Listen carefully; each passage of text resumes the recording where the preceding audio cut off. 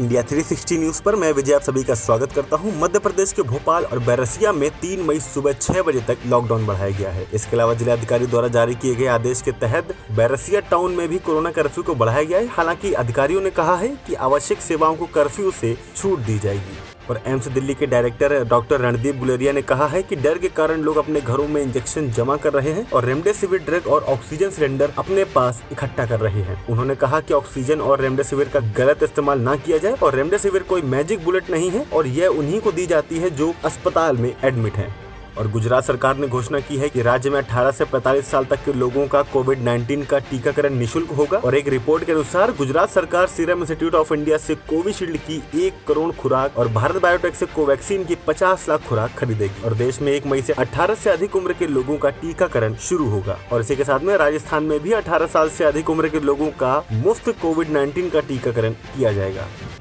और हरियाणा के रेवाड़ी में एक निजी हॉस्पिटल में भर्ती कम से कम 4 कोविड-19 संक्रमितों की रविवार को कथित तौर पर ऑक्सीजन की कमी के चलते मौत हो गई। घटना के बाद मृतकों के परिजनों ने प्रशासन व राज्य सरकार के खिलाफ अस्पताल के बाहर सड़क जाम करके प्रदर्शन किया। और रिपोर्ट के मुताबिक दोपहर 3 बजे अस्पताल ने ऑक्सीजन खत्म होने की सूचना दी है।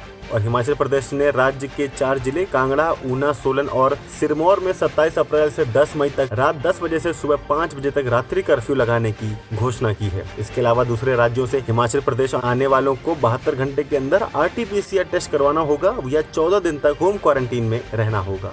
दिल्ली के मुख्यमंत्री अरविंद केजरीवाल ने राजधानी में लगे लॉकडाउन को 3 मई सुबह 5 बजे तक बढ़ाने का ऐलान किया है। और दिल्ली सरकार ने इससे पहले 19 अप्रैल की रात से 26 अप्रैल सुबह 5 बजे तक लॉकडाउन लगाया था। और आपको बता दें कि दिल्ली में शनिवार को कोविड-19 संक्रमण के 24,103 नए मामले सामने आए हैं। और इसी के साथ में उत्तराखंड के देहरादून, नैनीताल और पौड़ी गढ़वाल के क्षेत्रों में भी सप्ताह भर का कर्फ्यू लागू किया गया है। यह कर्फ्यू सोमवार की शाम 7 बजे से लेकर 3 मई की सुबह 5 बजे तक लगाया जाएगा। और भारत में पिछले 24 घंटे में कोविड-19 के 3,52,991 नए मामले सामने आए और 2,812 मौतें दर्ज की गई। नए मामलों और मौतों के मामले में महामारी की शुरुआत से अब तक यह सर्वाधिक दैनिक बढ़ोतरी है। और इसके साथ ही भारत में संक्रमण के कुल मामले 1,73,13,163 और मृतकों की कुल संख्या 1,95,123 हो गई है।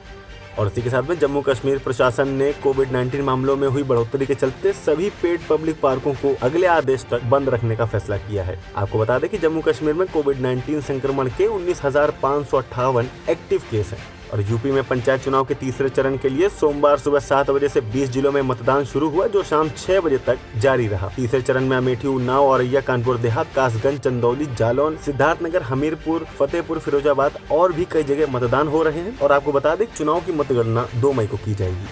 और इसी के साथ में महिलाओं ने बदला इतिहास। अमेरिका में पहली बार महिलाओं ने पूरी की मरीन ट्रेनिंग, 3 घंटे की नींद, 35 किलो वजन लेकर 15 किलोमीटर की चढ़ाई की है। लीमा कंपनी की महिला प्लाटून की 53 रंगरूटों ने मरीन कॉर्प्स का सबसे मुश्किल कोर्स पूरा कर लिया। और कैलिफोर्निया के कैंप पेंटलटन में सबसे मुश्किल माने जाने वाले करीब 11 हफ्ते के कड़े प्रशिक्षण के बाद अब वह आधिकारिक रूप से मरीन बन चुकी है। और ऐसा पहली बार हुआ है कि महिलाओं ने इस कोर्स को पूरा किया है। और इन्होंने 9 फरवरी 2021 को ट्रेनिंग शुरू की थी। और भारत व फ्रांस की नौसेनाओं ने रविवार को अरब सागर में 3 दिवसीय युद्धाभ्यास शुरू किया। यह युद्धाभ्यास हिंद महासागर में चीन की बढ़ती उपस्थिति से उत्पन्न चिंता की पृष्ठभूमि में हो रहा है। और फ्रांसीसी दूतावास के अनुसार वरुण अभ्यास का 19वां संस्करण हिंद प्रशांत क्षेत्र में समुद्री सुरक्षा बढ़ाने में दोनों देशों के साझा हितों व प्रतिबद्धता को रेखांकित करता है। और इसी के साथ में IPL के 21वें मुकाबले में पंजाब किंग्स का सामना आज कोलकाता की टीम से होगा। और पंजाब की टीम 5 मैचों से 4 अंक लेकर 5वें स्थान पर है। और इस मुकाबले में अगर यह जीतती है तो उसे टॉप 4 में पहुंचा देगी। वहीं KKR की टीम लगातार 4 मैच हारकर पॉइंट टेबल की आखिरी नंबर पर है और एक और हाफ प्लेऑफ में पहुंचने की उसकी संभावनाओं को काफी कमजोर कर देगी। और विराट ने कहा है कि जडेजा की परफॉर्मेंस देखकर अच्छा लगा। यह T20 वर्ल्ड कप के लिहाज से टीम इंडिया के लिए अच्छा संकेत है। आपको बता दें कि जडेजा ने 28 बॉल पर 62 रन की नाबाद पारी खेलने के साथ ही 4 ओवर में 13 रन देकर 3 विकेट भी झटके हैं। दिल्ली कैपिटल्स और हैदराबाद के बीच रविवार रात खेला गया IPL 2021 सीजन का 20वां मैच टाई रहा। और इसके बाद सुपर ओवर में हैदराबाद ने 8 रन का टारगेट दिया, जिसे दिल्ली की टीम ने छठी और आखिरी बॉल पर हासिल कर लिया। इससे पहले 160 रन के टारगेट का पीछा करते हुए हैदराबाद की टीम आखिरी ओवर में 16 रन नहीं बना सकी और इस सीजन का यह पहला मैच टाई रहा है। और इसी के साथ में भारतीय महिला तीरंदाजी में ग्वाटेमाला सिटी में संपन्न हुई वर्ल्ड कप स्टेज 1 में गोल्ड मेडल जीता है और दीपिका कुमारी, अंकिता भगत और कोमलिका बारी की तिकड़ी ने मैक्सिको को सीधे सेटों में हराकर गोल्ड मेडल पर कब्जा किया है। और भारतीय टीम 2016 के बाद पहली बार इस इवेंट में गोल्ड मेडल जीती है और भारतीय टीम ने शूट ऑफ में 5-4 से मैक्सिको को हराया है। और इसी के साथ में जालंधर में आज होगी सुगंधा मिश्रा और डॉक्टर संकेत भोसले की शादी। उनकी शादी की रस्में जालंधर पंजाब में होंगी और इससे पहले शनिवार को संकेत ने सोशल मीडिया पर अपनी और सुगंधा की मेहंदी सेरेमनी का वीडियो शेयर किया था। और इसी के साथ में अभिनेता अक्षय कुमार ने कोविड-19 महामारी से लड़ने के लिए बनाए गए गौतम गंभीर फाउंडेशन में 1 करोड़ का दान दिया है और क्रिकेटर से नेता बने गौतम गंभीर ने अक्षय को धन्यवाद देते हुए ट्वीट किया है।